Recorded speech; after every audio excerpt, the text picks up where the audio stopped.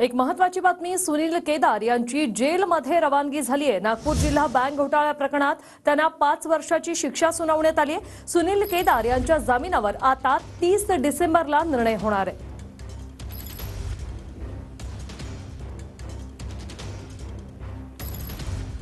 सुनील केदार यांच्या जामिनावर 30 डिसेंबरला पुढील निर्णय होईल आणि तुर्तास त्यांची रवानगी जी आहे ती जेलमध्ये करण्यात आलेली आहे। नागपूर जिल्हा बँक घोटाळा प्रकरणात त्यांना 5 वर्षांची शिक्षा सुनावली गेली आहे।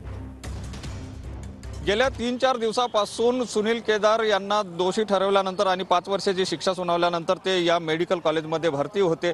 ते त्यांच्यावर या ठिकाणी उपचार सुरू होता आणि त्यांच्या जामीन अर्जासाठी प्रयत्न सुरू होता। मात्र जामिनावर जो आहे ती सुनावणी 30 तारखेला होणार आहे आणि त्यामुळे आणि त्यांचे सगळे चेकअप केल्यानंतर त्यांचे फिट असल्याचं दिसून आल्यानंतर आज आता त्यांना मेडिकलमधून सुट्टी देण्यात आलेली आहे आणि त्यांना जेलकडे रवाना करण्यात आलेलं आहे। एकंदर म्हणजे जे सुनील केदार यांच्या जामिनावर 30 तारखेला आता सुनावणी होणार आहे, त्यामध्ये काय येते, सुनील केदार यांना किती दिवस जेलमध्ये राहावं लागते हे पाहण्यासारखं राहणार आहे। कॅमेरामन सचिन सयामसह सुनील ढगे, TV9 मराठी, नागपूर।